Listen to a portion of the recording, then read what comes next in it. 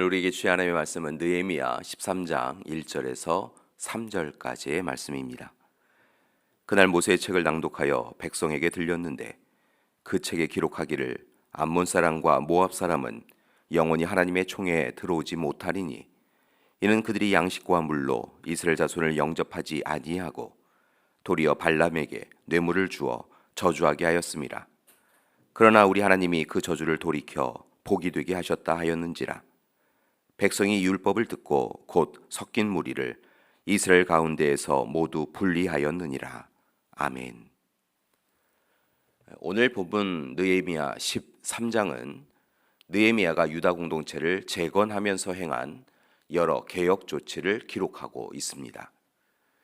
포로기 이후에 유대인들은 여러 가지 이유로 극심한 혼란 가운데 있었고 또한 날마다 근심과 걱정 가운데 있었습니다. 그때 하나님이 세운 일꾼 느헤미야는 하나님의 말씀, 율법을 통하여 하나님의 백성으로 온전히 서는 것이 이스라엘이 하나님의 도우심을 받아 어려움을 극복할 수 있음을 강조합니다. 바사 왕에 의하여 예루살렘 총독으로 보냄을 받은 느헤미야는 그곳에서 12년을 근무하며 무너진 예루살렘 성곽을 재건하였고 또한 신앙을 회복하였습니다. 그리고 잠시 바사로 돌아가 궁전에 있다가 다시 이듬해 두 번째로 예루살렘을 방문합니다. 그리고 이제 외적 문제에 중점을 두었던 총독 시절과는 달리 이제 조금 더 자유로워져서 하나님이 원하시는 내적인 변화를 시도합니다.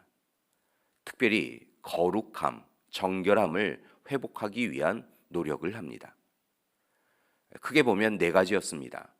4절에서 9절의 말씀은 성전 청결, 10절에서 14절은 레위인의 회복, 15절에서 22절은 안식일의 회복, 그리고 23절에서 29절의 말씀은 이방 여인과의 자폭 금지에 대한 부분을 당부하고 있습니다. 첫째, 성전 정화 운동은 대제사장 엘리야십과 관련되어 있습니다. 엘리야십은 암몬 사람인 도비야와 친인척 관계였는데 도비야는 느헤미야가 성곽을 수리할 때 많은 방해를 하였던 사람이었습니다. 그런데 느헤미야가 바사에 갔다가 다시 예루살렘에 돌아와 보니 성전의 큰 방을 엘리야십이 바로 그 도비야에게 준 것을 발견합니다. 원래 그 방은 소재물, 유향을 두는 곳이었습니다. 그리고 성전에서 사용하는 그릇을 보관하기도 하였습니다. 레위 사람들을 위한 11조와 곡물, 포도주와 기름, 그리고 제사장들에게 주는 거제물을 두는 곳이기도 하였습니다. 그런데 느헤미야가 바사로 돌아가 자리를 비운 사이에 엘리야십이 도비야에게 바로 그 방을 내어준 것입니다. 이제 느헤미야는 도비야의 모든 세간을 방 밖으로 내던져 버립니다. 그리고 그 방을 다시 정결하게 하였습니다. 둘째, 레위인의 지위를 회복하였습니다. 그러기 위해서 곡식과 새 포도주와 기름의 11조를 가져오라고 명령합니다. 엘리야십의 시대의 사람들은 하나님의 전을 섬기는 레위인들에 대하여 관심하지 아니하였고 그들을 돌봐야 한다라고 하는 하나님의 명령에도 귀를 기울이지 않았습니다. 그래서 레위인들과 찬양을 맡은 이들은 생계의 위협을 받았고 이로 인하여 성전을 떠나갔습니다. 그래서 온전한 예배가 드려지지 못했지요.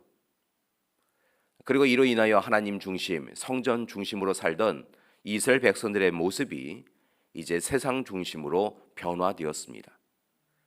그래서 이제 느헤미야는 하나님께 예배드리는 것을 경홀하게 여긴 지도자들을 책망합니다. 또한 레위인들과 찬양하는 이들에게는 부름받은 자로서 사명을 감당하라고 하였고 백성들에게는 레위인의 지위 회복, 성전에서의 온전한 예배, 그리고 가난한 이웃을 섬기기 위하여 11조를 드리라라고 명령합니다. 셋째, 안식일을 회복합니다. 당시 안식일이 지켜지지 않았습니다. 안식일에도 술투를 밟고 곡식단을 나귀에 실어 운반하며 포도주와 포도와 무화과와 여러 가지 짐을 지고 안식일에 예루살렘에 들어와서 음식물을 파는 일이 있었습니다. 두로 사람들은 물고기와 각종 물건을 가져다가 안식일에 유대인들에게 팔기도 하였습니다. 느헤미야는 이런 백성들을 꾸짖은 것입니다. 느헤미야는 결코 안식일을 범하여서는 안 된다라고 명령합니다. 왜냐하면 안식일은 꼭 지켜야 하는 십계명 중 일부이기도 하였고, 안식일을 경솔하게 여긴 조상들이 큰 재앙을 받았음을 그는 알고 있었기 때문입니다. 그래서 느헤미야는 안식일에 예루살렘 성문들을 닫아버렸습니다.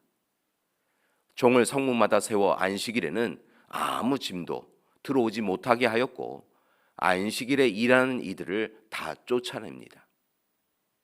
넷째, 이방 여인들과의 결혼을 금합니다. 느헤미야는 당시 이방 여인들과 결혼하여서 유대인 전통이 제대로 전승되지 못함을 경계하며 하나님 백성으로서의 정체성을 강조합니다. 이처럼 바사에서 돌아온 느헤미야는 그의 노년의 삶을 하나님을 위하여 더욱 정성을 다하여 산 것입니다. 성전을 정화하고 예배를 회복하고 예배자를 회복하고 안식일을 회복하고 이처럼 이스라엘의 정체성을 확고하게 합니다. 이를 통하여 하나님이 기뻐하시는 삶을 살아갑니다. 바라기는 우리 믿음의 가족들도 하나님이 기뻐하시는 삶을 살아가기 원합니다. 이를 위하여서 느헤미야와 같이 온전한 하나님의 사람으로 든든히 서 나가시는 오늘 하루가 되길 원합니다. 하나님께 영광 돌리며 모범적인 그리스도인으로서 살아가시기 원합니다. 하나님의 부르심에 온전히 순종하여 하나님의 사람으로만 살아가시는 귀한 날 되시기를 간절히 기도드립니다. 함께 기도하시겠습니다. 사랑의 하나님, 오늘 이 시간 느헤미야가 하나님 앞에서 더욱더 거룩하고 정결하게 하기 위하여, 또한 예배를 회복하기 위하여 종교개혁을 이루어가는 것을 보았습니다. 그가 하나님의 사람으로 하나님의 일을 열심히 감당하는 모습을 보며 우리가 마땅히 살아가야 될 삶에 대하여 깨달음을 얻습니다. 우리를 부르시고 보내어 주신 하나님 앞에서 우리가 더욱 힘써서 거룩하고 정결한 존재로, 또한 하나님의 자녀로, 하나님 앞에 예배자로 우리의 정체성을 회복하고 힘써서 살아갈 수 있도록 도와주시옵소서.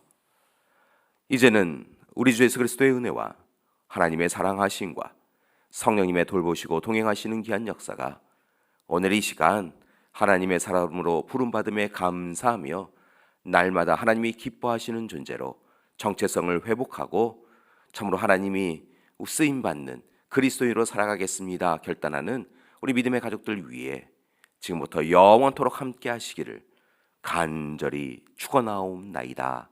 아멘.